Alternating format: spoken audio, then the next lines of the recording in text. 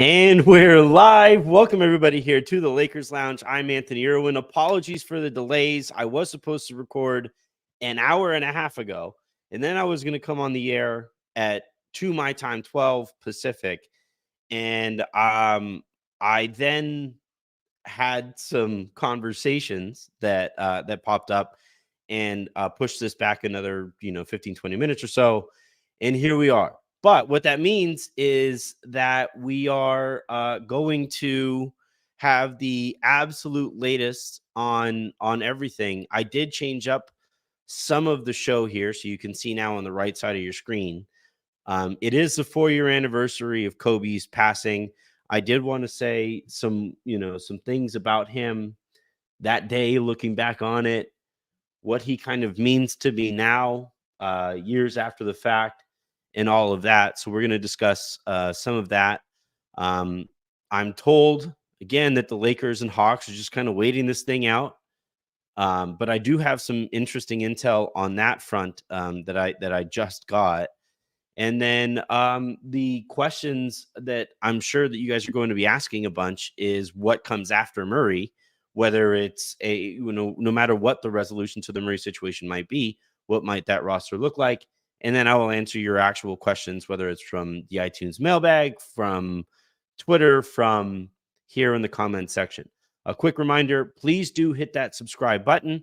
It does greatly help the show. We are up to like 500 new subscribers every 30 days or so. That's the pace that we are currently carrying. So thank you everybody for tuning in the way that you guys have. I greatly appreciate that. Please also like this video. That is even easier, I think. It takes even less to like a video than to subscribe to a feed. That greatly helps this channel and the videos that you like as well to continue to grow and continue this thing growing and continue this momentum moving forward so that we can do some really cool things here even after the deadline and going into the seasons into the future.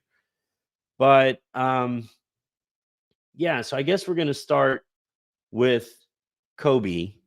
It is 4 years to the day that he passed away and Gianna passed away in the room. Everybody else on that helicopter passed away. And I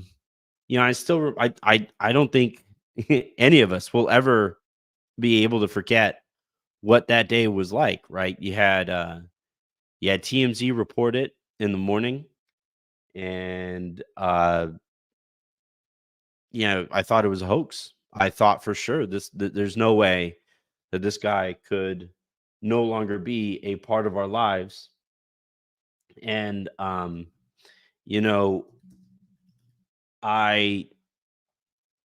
remember, like, so we were renting a house in Yorba Linda at the time, and the way that our house was kind of built, our bedroom was way at the back of the house. It was pretty far removed from the living room. There was a hallway that connected those things, but essentially, like, the house was built kind of like a U. So you had a hallway that went to the bedrooms in the house, and then you had another hallway that went to like the kitchen, the dining room. We had a little breakfast nook as well, and we had the outdoor area that was outside of the breakfast nook. And Jen was in the kitchen, and I looked at my phone that morning, and I just said, "What the?"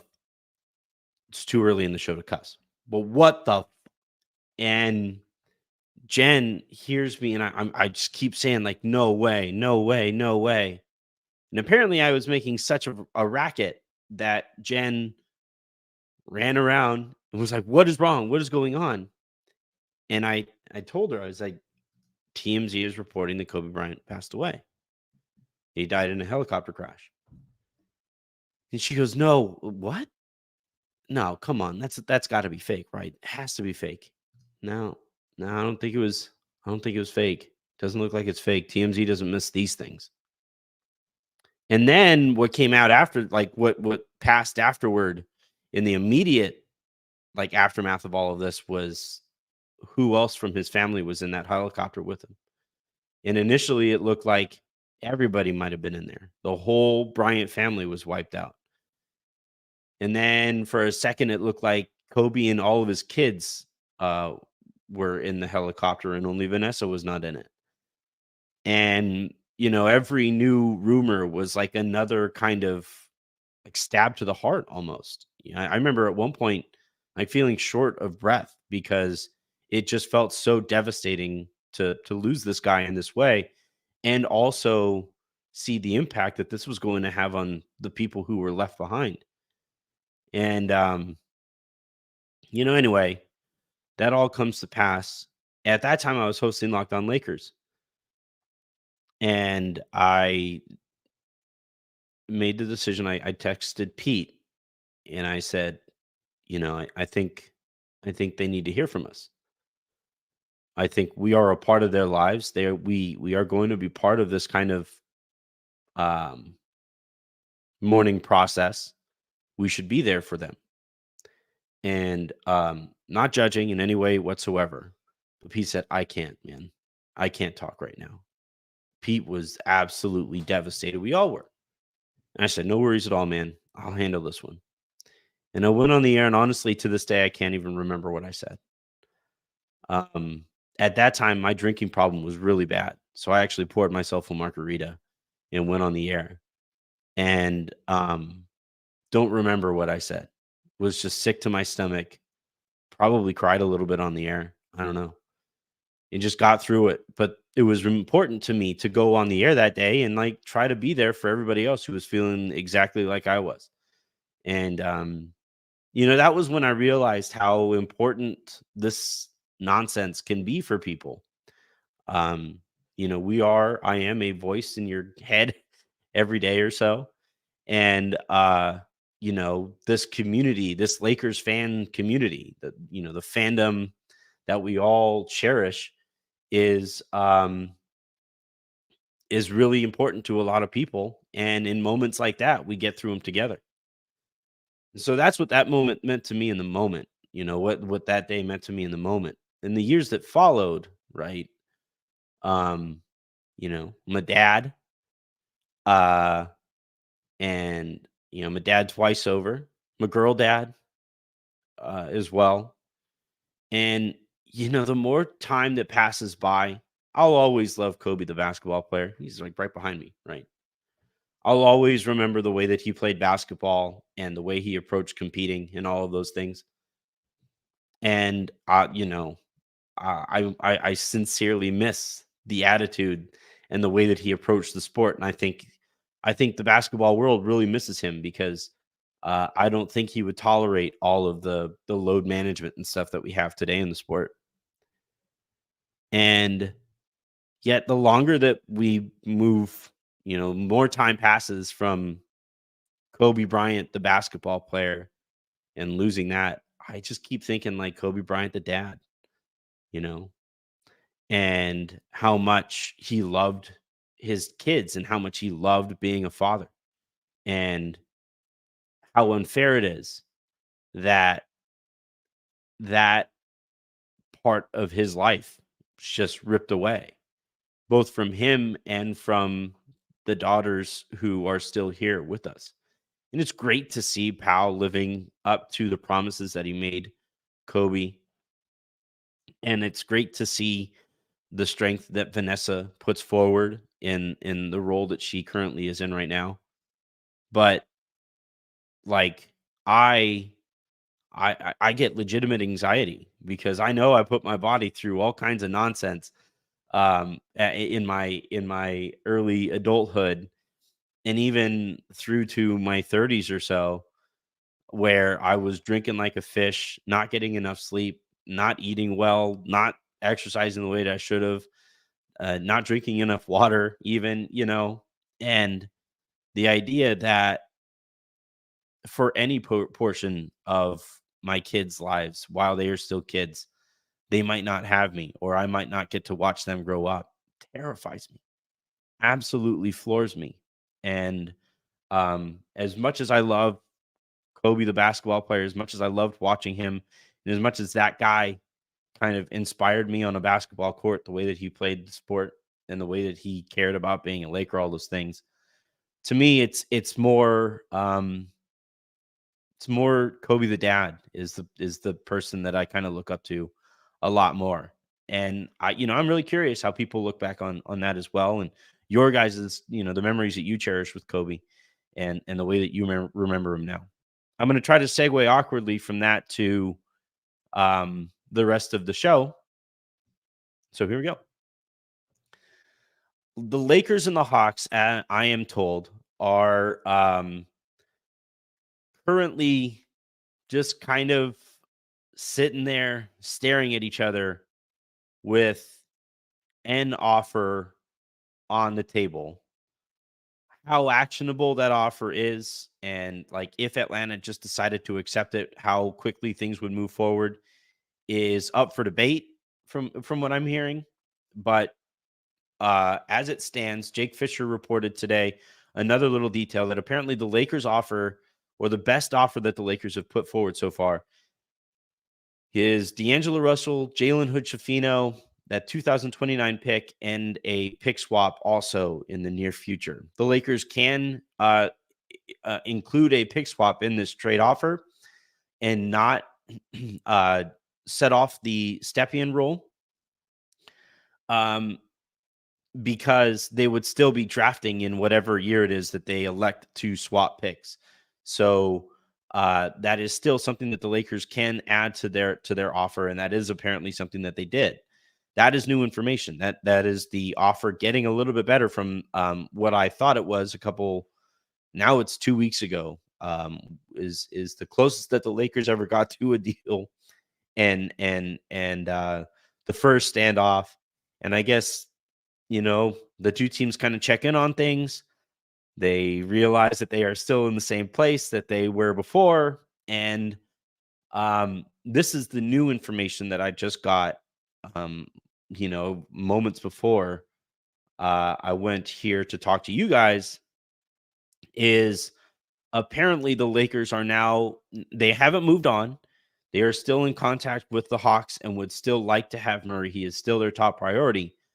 But with, only a week or so to go before the deadline, or a couple, just a little under 2 weeks to go before the deadline, the Lakers have, I am told, started pursuing other avenues with the pieces that they would be utilizing in that Dejounte Murray trade.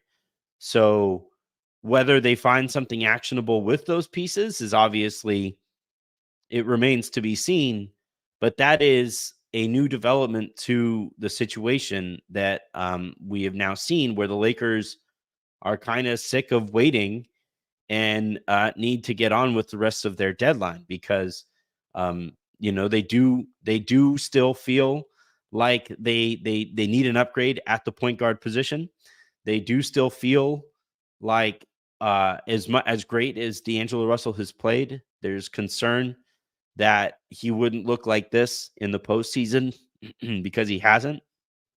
And there's concern that if he does continue to look anything close to this, he opts out, and now they have to offer him a big payday for like longer years too in the offseason. And I don't know how comfortable they are with that either. So again, the new kind of development in this story here is that the Lakers have started making calls.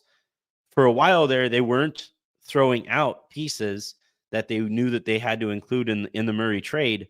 Now, apparently, they are talking to teams about certain players. Malcolm Brogdon comes to mind here. Tyus Jones also comes to mind here. Dorian Finney-Smith for Brooklyn comes to mind here as well, and others. Bruce Brown, I'm told that the Lakers are out on. The price is too high for him. So the new aspect of the story here is that the Lakers are calling other teams, and they are including in those talks D'Angelo Russell potentially, and that 2029 first round pick, or that Jalen Hood-Schifino, the rights to Jalen Hood-Schifino, and so on and so forth. And we'll see what that looks like. Look, it's good to get a development, right? I know you guys got sick of me saying like same things yesterday. this is new information. This is, I don't know how I'm working to you know, uh, really, really hammer home when the Lakers started pursuing these other avenues. But that is a new development that has taken place, in the recent past or so, the last, I would say, probably 48, 72 hours or so. And we'll see what comes of those things. And we'll see what comes of the situation, as it gets more and more reported that the Lakers are looking at those other avenues, and Atlanta starts to look at a situation where, like, we already know they don't like the Lakers offer as it currently stands because they haven't acted on it. But if they come to find out that the Lakers might move, they haven't moved on. But if Atlanta comes to find out that the Lakers are pursuing these other avenues and they like these other trades less than the Lakers trade, they might start to get a little antsy themselves, and we'll see where that takes things after that.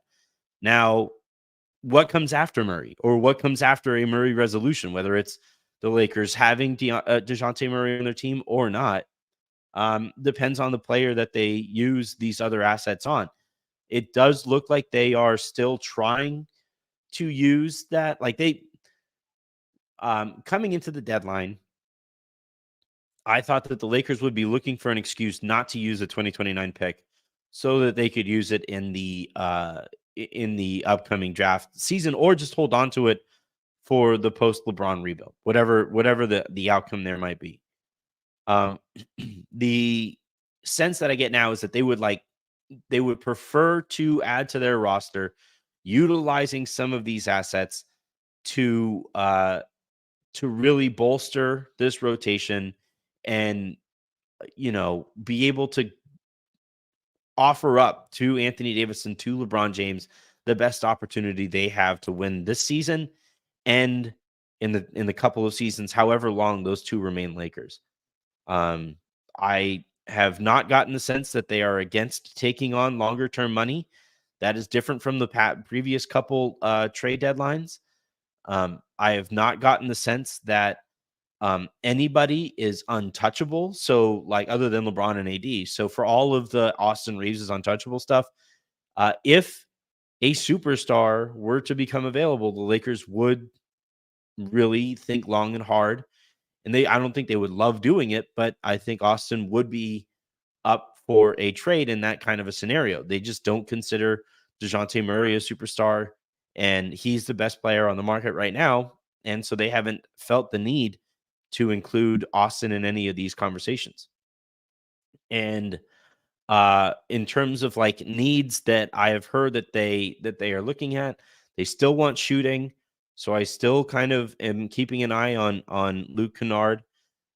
They still want some more athleticism, and they still want to improve their backup center situation, I believe.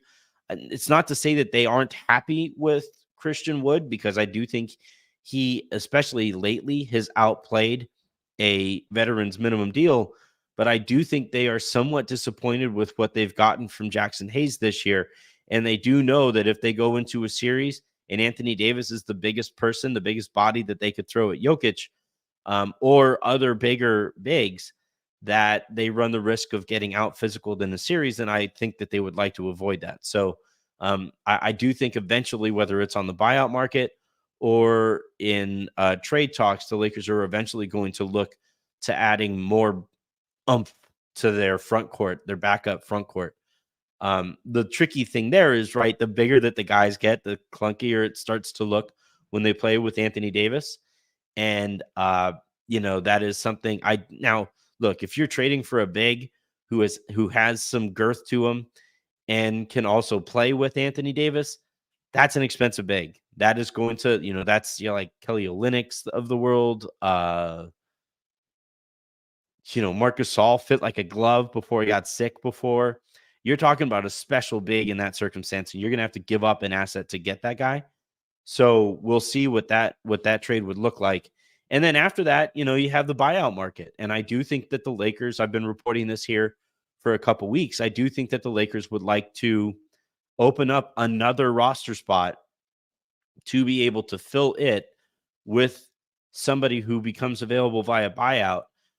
Jake Fisher did write in his piece today that if Kyle Lowry does get bought out by Charlotte, and I think that is I guess they're trying to trade him, and if they aren't able to trade him, then they would probably buy him out. And I guess the leader in the sweepstakes there is Philadelphia. But I do think that the Lakers would probably show some interest there because they aren't sure what they're going to be able to get from Gabe this year. And I do think, and I as we get more reporting on this and as I dig a little more into it myself, I do think eventually we'll start to get some Gordon Hayward noise as well, and the two sides there will be linked as we get into the buyout season. That usually comes a little after the trade deadline, but with how quickly this trade deadline has proceeded, we might actually get into buyout season a little early. So we'll keep a lookout for that as well. As far as moving Gabe Vincent, some of the reporting here and some of what I'm hearing is somewhat contradictory, where around the league, the reports are that Gabe is considered a negative asset. I have not heard that as much. It's on he has 2 years left on his contract. They're only at about $10 million a season. He was a very good player as recently as last playoffs, and the injury that he's dealing with right now is not considered career threatening. So there's no reason, like with Kendrick Nunn, he was on his way out of the league anyway, and he got hurt. And so he was kind of seen even as an expiring. It was like, well, we aren't going to get anything on a basketball court from this guy ever. So it is just a contract. And even though he has a couple of years left on his deal, I have been told that because of his reputation around the league and because of what we saw him do in that playoff run for Miami, there are at least a few teams out there who think that there is still good basketball to be played by Gabe Vincent. So I don't necessarily buy the negative asset stuff. That kind of feels like posturing from teams around the league to put the Lakers at a weakened spot in these negotiations.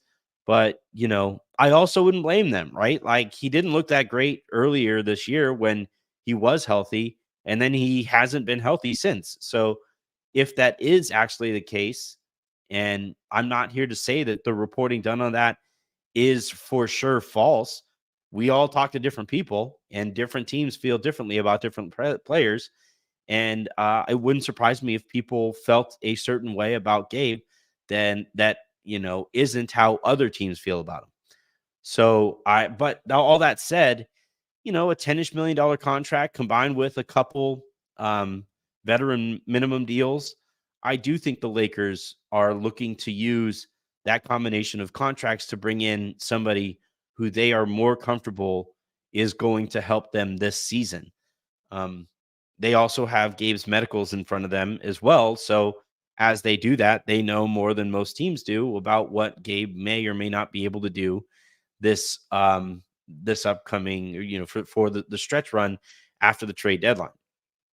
We also I also know, and this is something that I think the league is kind of coming around on.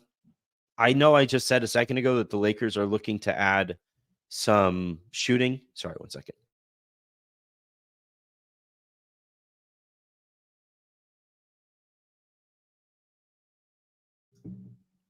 Ooh, sorry.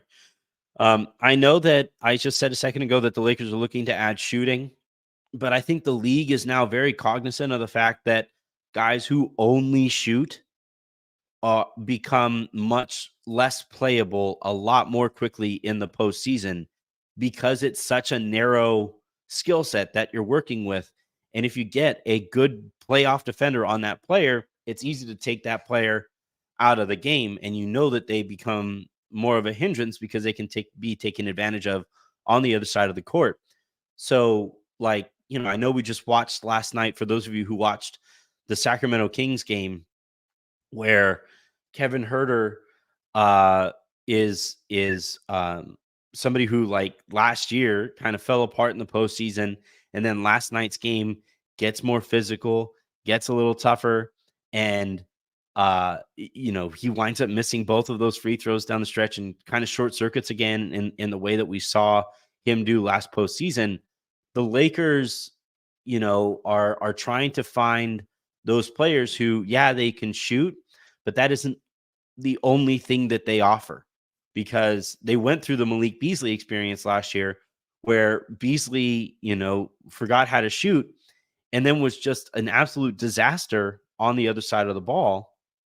And, the Lakers need to avoid and feel like they need to avoid that. So, with the Luke Kennards of the world, and we've seen him play well in the postseason, but those guys who just shoot, I don't think the Lakers will be using any of their key trade assets to go out and get somebody like that.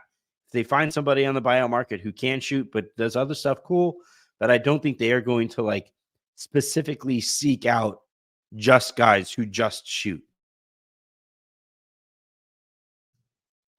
Man, I swear. All right. That is enough rambling on my part. I am going to go ahead and take a look at your guys' questions and the questions that you guys keep posing, whether it is on the iTunes mailbag, whether it is in the tweet that I sent out earlier today. We have a lot to get to, so let's go ahead and jump into that. I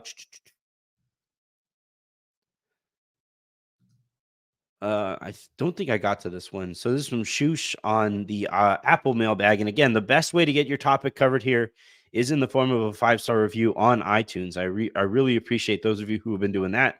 And a reminder to those of you who are just tuning in now, please hit the like button on this video. Please hit that subscribe button as well. And let's keep this thing growing and moving forward. So, hey, Anthony, am I the only one who wants to keep D'Lo? I think the only way the Lakers can trade D'Lo is if they get a playmaker back. I don't see any playmakers who are available that I would prefer to keep, or I would prefer over D'Lo.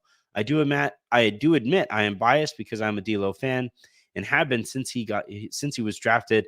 I think he gets a bad rep, but he can dribble and shoot and pass like Pete says, and that is rare on this team. Thanks for the response. No, I don't think you're alone. And I think there are people in the Lakers' own building who would like to keep D'Lo, even over Dejounte Murray. That is something that I'm told that conversation internally has picked up. Is like, hey, you see what this guy's doing right now? And we saw over the summer, I think, some real mature quotes from D'Lo. And I think if the Lakers, reach out to him, offer that kind of olive branch and recommit to him, maybe he becomes the player that they need him to be, not just in the regular season, but in the postseason. So we'll see. But the thing with D'Lo is it's not just the player that you're trading, it's the contractual situation. As I said a second ago, you have a player option here that, if he picks up that player option, the season went poorly and you're on the books, you're on the hook for that player option next year. If the season goes well, he's opting out and you risk foregoing and improving your roster right now and losing him for nothing in the summer. So I don't think that it would be wise from just an asset management perspective to just keep D'Lo without checking in on him and saying, all right, man, we are committed to you. Can you commit to us? Can we build and move forward together? I think that communication, if that happens, is absolutely vital and crucial. And unfortunately, this year has been lacking from the head coach. So we'll see what that kind of looks like. All right. The next comment, Blinking King 88, NBA Insider Ace Man. You know what? I'm going to just add that to my Twitter profile. How about that? LA240825 writes, Anthony, as of 1/22/24, Embiid and Cat just scored 70 and 62 on the anniversary of Kobe's 81-point game. My two questions are, do you think anyone will get to Kobe's 81 and who might be the closest? The second question is, do you think if Kobe played in today's game, he could have cracked 100? The mid-2000s were a tough defensive era and low scoring. I think he gets to at least 90 at some point in today's game. Thanks for all the content. That is a fantastic question. That is such a fun one. All right. So in terms of players that I could see getting close to Kobe, I think you have to go with Booker or Luca. And the reason I say that is the way that they get to the free throw line is important here. Their ability to shoot from three, and if they get hot from three, look out. They are just absolutely unguardable by just about anybody when they really have it going. And it's easier for them to get the ball in their hands. It was actually kind of insane to watch Embiid and Cat, and I thought it was interesting that Cat actually lost his game when he was scoring like that because they were forcing him the basketball, and it took them out of a rhythm offensively, and they lost to a bad Charlotte Hornets team. So, I think it would have to be a guard, and I think it has to be somebody who can get hot from 3-point range and also gets to the free throw line. And I think Devin Booker is the best equipped to do so. Whether or not we'll see it, with the way that the league is incentivizing scoring nowadays with the rules and all that stuff, I would probably say I think we probably see it. I think someday we see somebody top 81. Now, as far as Kobe, what Kobe could have done, man, that's fun because I'm not going to say like people forget. No, everybody remembers the way that Kobe could score. But Kobe at one point hit like 12 threes in a game and got crazy hot in that one and could also get to the free throw line.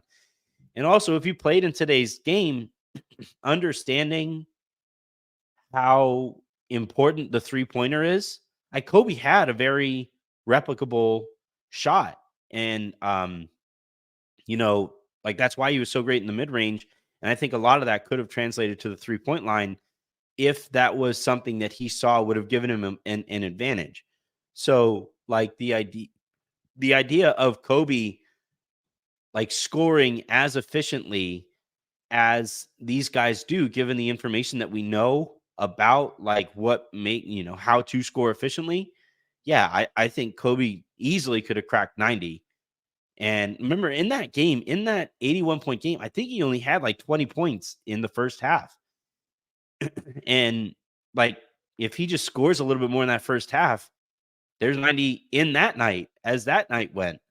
And I think if it came down to now, I do actually think Kobe probably could have cracked 100 points by himself.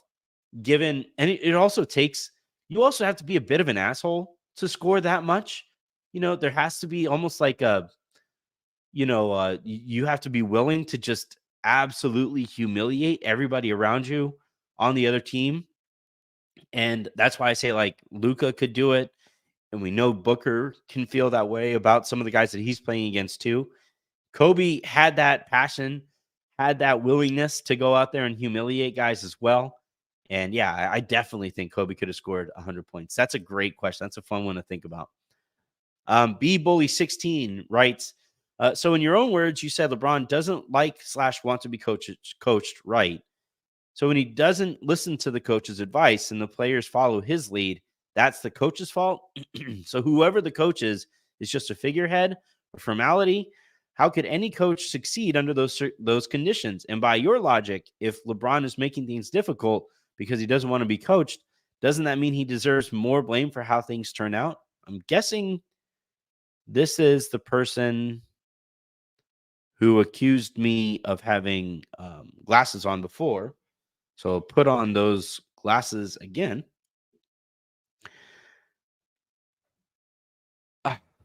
Just because LeBron doesn't want to be coached doesn't mean he remains uncoachable. Just because like LeBron gets frustrated by what he considers bad coaching doesn't mean he's not going to give it a try first to see if it fails and then, fall back. And now look, LeBron is 40 years old basically at this point. And, is reluctant, I think, to learn new habits. And I do think that does put some pressure on the Lakers here because the rest of the league has kind of moved away from heliocentric offenses, right? Offenses that are just a single player being the engine and the rudder for that team. And I do think that the Lakers have struggled sometimes in some clutch spots because LeBron isn't the same guy he was, yet still wants the ball in those spots and wants to operate at the top of the court. And, winds up just taking a tough 3-pointer off of the dribble, when in reality, the Lakers might be better off running a set and getting him in some motion there. So, I'm not saying LeBron is blameless when it comes to coaching, no matter who he gets coached by. He's a leader on the team, and he is a part of the problem when the Lakers have problems, and he is a part of the solution when the Lakers try to work their way out of those problems. I just think a lot of times people look for one singular issue here, and it's easy to hate LeBron if you have done so. You're like, my mom hates LeBron. It is the most ridiculous thing. He could do anything whatsoever, and she's a Kobe guy, and that was a rivalry for a long time. And I think a lot of Lakers fans have moved past it, but I think there are a lot of Lakers fans or a lot of Kobe fans who are just like, no, I'm still a Kobe guy. I'm still riding for Kobe. And I think that's essentially how my mom feels about it. And it's easy if that is your worldview to blame LeBron for all of those things. I just am not willing to do that because he's also such a big part of things when they go well for the Lakers. All right, let's dive into the questions that I got from Twitter. And there are a ton of them. So yeah, there are 37 replies to this. So I'm going to go as quickly as I can for some of these. Starting with the first ones that I got. I'm scrolling all the way down to the bottom. It looks like the Matrix. All right. Looks like the first one I got is from @LetMaxCook. I agree with that If the Murray / D'Lo plus a first trade crosses the finish line, what is the next move? What types of players would they look to build around DGM?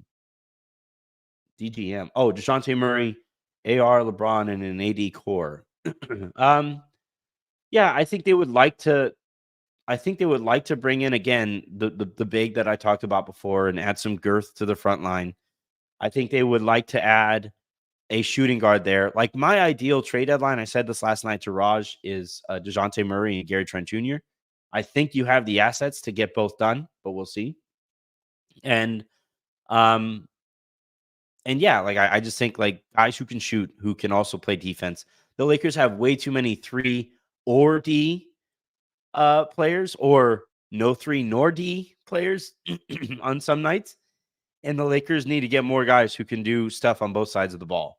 So no matter whether they get Murray or not, I think that is their focus, is to add more two-way talent to this roster. B-Ball and KY writes, how does the front office justify keeping Darvin for the season, knowing that 1, this could be LeBron's last season with the Lakers, 2, he refuses to play the lineup that led them to the Western Conference Finals, and 3 is just all around terrible. 3 question marks. All right, so 3, I don't think he's all around terrible. I don't think he's a bad human being, and I think the Lakers are fond of him, the human. I do think he has a serious blind spot here that has only gotten worse over the course of the season. It has really hurt the Lakers. Last night almost turned me into the Joker. I saw red. I had somebody reach out to me today, say like, hey, were you okay? Not somebody, a few people asked me like, hey, were you all right last night? Like that sounded like old like Team Tank screaming at Byron, Anthony. Like, are you okay? They won. They won, right? And I'm sorry, when you get asked about a certain lineup at the beginning of the game, and when it is so weird for the entirety of the season that you have chosen not to play that lineup, and then you get asked about it and you make some stupid excuse for why you haven't used them, then you use them, you bring them in with 2 minutes to go before the half, they immediately go on a 9-0 run, and we don't see them for the rest of the night. I'm sorry, man. That's going to turn me into the Joker. That's going to I'm going to lose my mind with that kind of coaching. And so like, yeah, the frustrations that have been there all season remain there after last night. I checked in and there are some guys who are still just kind of rolling their eyes at the way Darvin is managing this roster. And guys in the locker room and throughout the organization, it's just kind of like people, I guess, throughout the organization are just saying, like, what is going on? What is like, why is he doing it? Now, the first part is the most salient, I think, for the purpose of this conversation. If LeBron leaves and you wasted that last prime LeBron year with a coach who you knew was suboptimal, and I don't think that like Rob and Jeannie know that he is bad. Otherwise, I do think that they would fire him. I think that they are looking for reasons to believe in the guy. But I I do kind of wonder if they um they are now kind of coming around to the idea, having had so many conversations with people at various levels of the organization, to the idea that like, okay, yeah, this guy isn't it. And look, there is no deadline to fire a coach. There is no deadline to hire a new one. It gets more difficult the later that you go into a season. But yeah, the Bucks firing Adrian Griffin sent a bit of a message to like all coaches and to all organizations that anybody can go at any time. And now apparently there's some stuff going. I'm not going to touch on the rumors that are going on around Adrian Griffin. I'm not going to. No, I'm not going to talk about that at all. But um, I do think that the Lakers.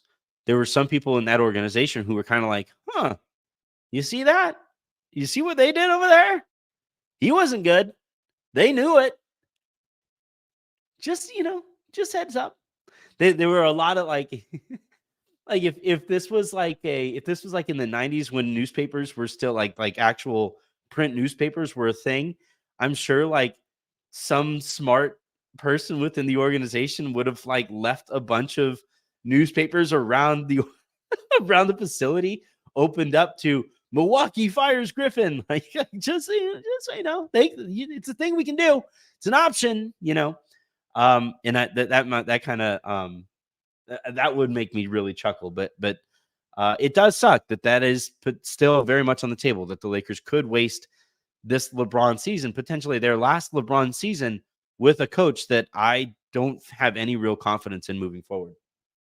I got to speed it up. Do the front office want to make multiple trades or want to just trade for Murray? I think they know that they have to do more across the roster than just Dejounte Murray. Jason Kelly writes, a team that has an incompetent coach who has support from the owner and GM, no matter what, isn't a team worth investing in. Will Darvin ever coach a finals team? I don't think so. If he's not getting fired, why invest in this team? I don't know if you're asking that from like organizationally, because like, all right, if you're asking that organizationally, the Lakers at the very top of the organization, I do still think they have faith in Darvin. And if they have faith in him, then they are going to invest in the team. If you're asking this as a fan, I said this, I think last week, right? Like we only have so many seasons and we have even fewer good ones, right? Like I am talking to you today on the anniversary of Kobe's untimely passing that nobody could have seen coming. So like foregoing a season just because you don't like the head coach when the Lakers could be like that run last year, the second half of last season was magical, absolutely magical. And had somebody given up on the Lakers because of the Russell Westbrook thing or because of the way that they handled the Russell Westbrook thing, they would have missed out on that run. And that would have really sucked, right? And so this year, if they make the right tweaks to the roster, and if Darvin gets some sense knocked into him and he opens his eyes up and he stops like kind of following his ego, then you could be in line for another one of those magical runs. And you don't want to miss those, man. You just don't know how many you got. All right. Smirk writes, big fan of your work. Is if Dejounte gets traded, he's about to go crazy. I think there's a central point there that is worth echoing, in that I do think Murray would be better in LA than he has been in Atlanta. He would have more defensive support. AD is better than any defender that he has ever had ever in his life. Probably that's going to help. Playing next to LeBron, a fellow clutch client who would kind of take him under his wing, I think would really help Murray as well. And there's an excitement to a new situation, and specifically a Lakers situation that, as I have said and as I've reported, he really wants to be a part of. I also think that would make him a better player as well. Can we get Murray and keep D'Lo? Mathematically, let me look. Mathematically, I don't know how open the Hawks would be to this, but I can look it up. So I'll put Gabe in the trade. I'll put Fino in the trade. Just for shits and giggles, I'll put Taurean Prince in the trade. And I will put Dejounte in the trade. Hit try. Yeah, mathematically you can. Mathematically you can trade for Murray without giving up D'Lo. And I'm sure that's something that the Lakers have talked about as well. But the concern there would again be,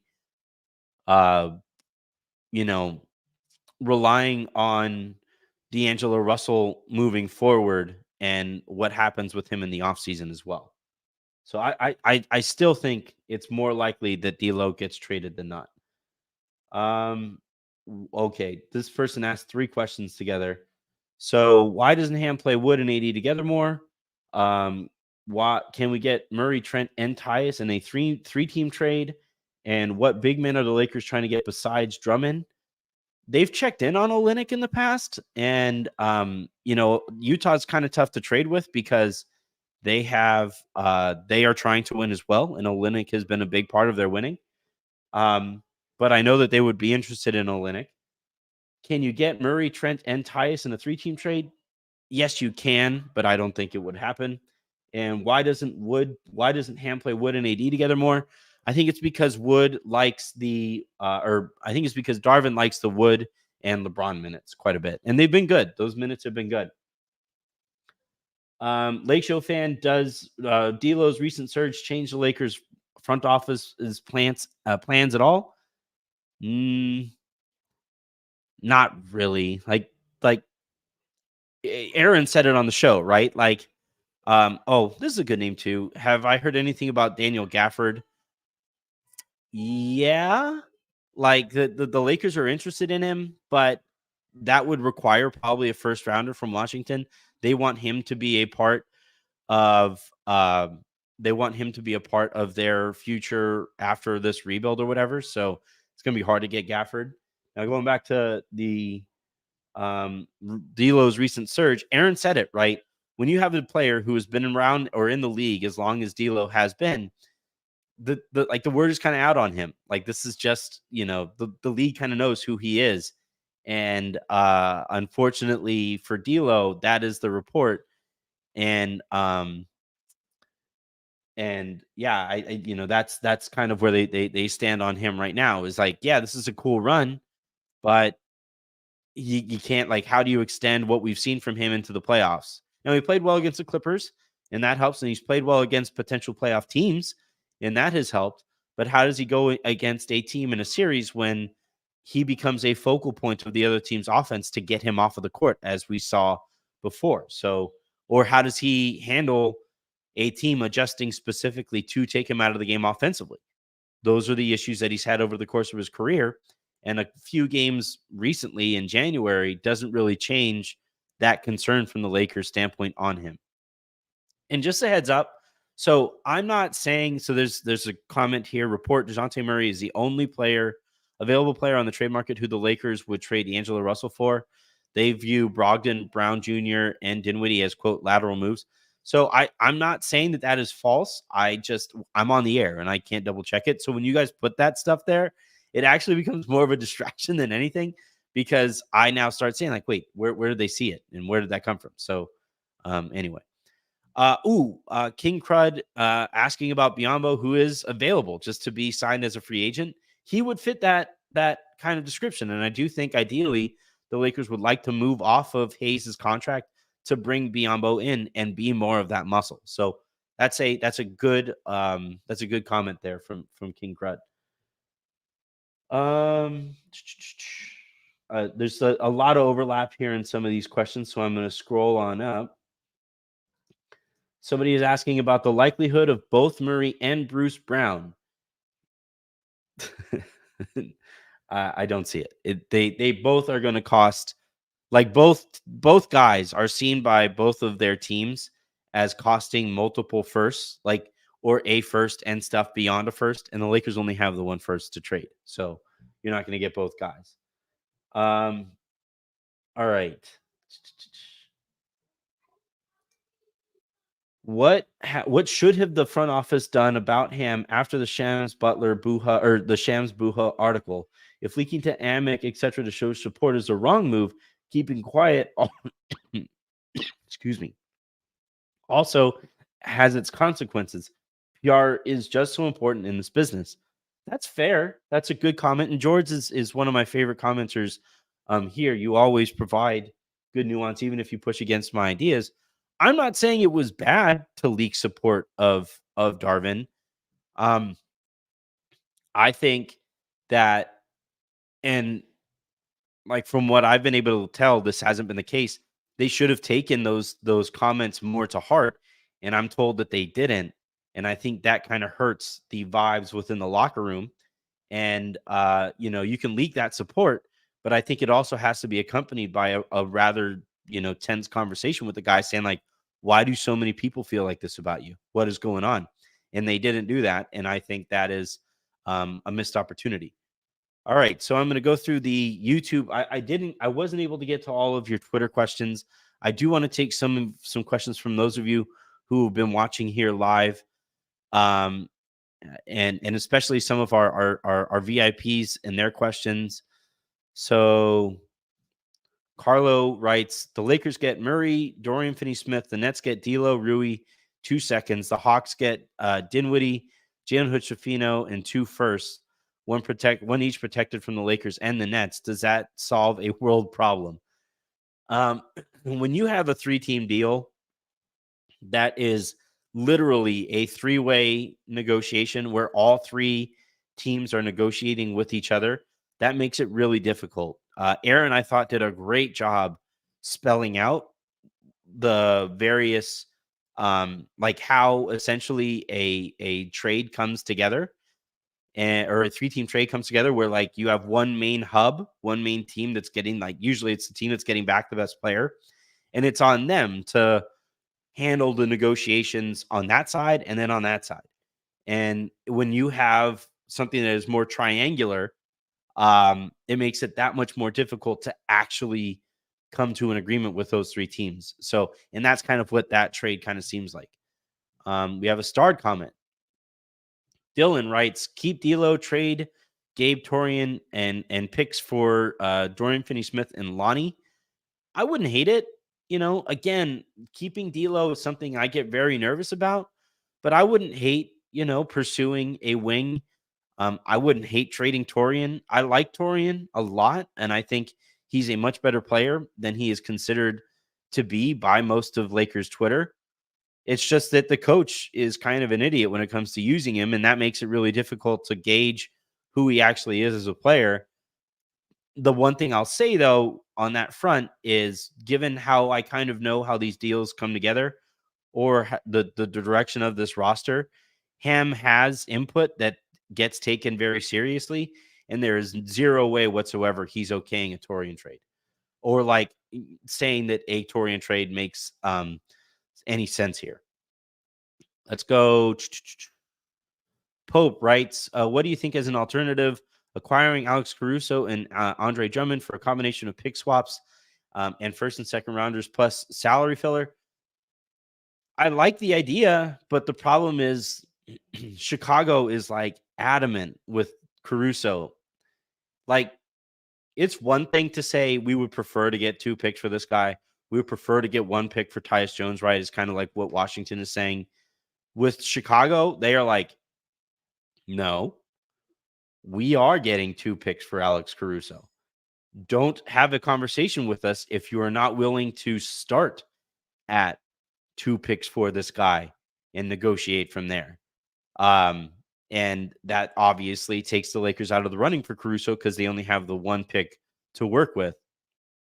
We also got a report that, like, I guess the Bulls and Pistons had a conversation about Zach LaVine trade, and I guess the Bulls are like demanding that the Pistons throw in one of their core four from Detroit, right? Whether it's Cade or Jaden Ivey or any of those other guys that Detroit is building around. And yeah, Chicago, I saw a stat the other day and I forget where I saw it. Apologies to who tweeted it. But Chicago, I guess, has made the fewest trades of any team in the association for the last umpteen years or whatever.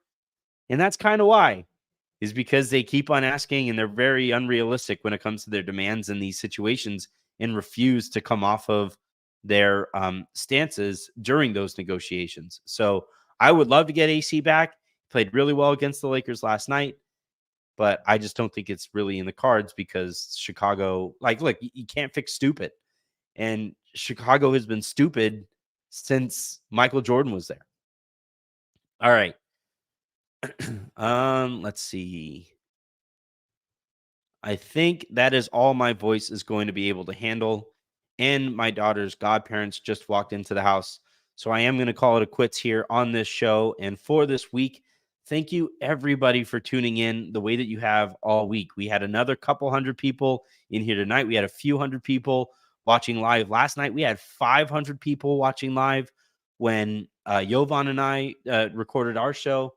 So yeah, I greatly appreciate all of the support that you guys continue to show. Hit the like button, hit the subscribe button, comment, all that stuff. And I'll try to get to as many of those comments and questions as I possibly can here during this really busy time of the year. But until the next time you guys hear from me, I'm Anthony Irwin saying have a great rest of your weekend. Make somebody else's, and I will talk to you on Sunday. Apologies for my voice. I'm so sick of this too.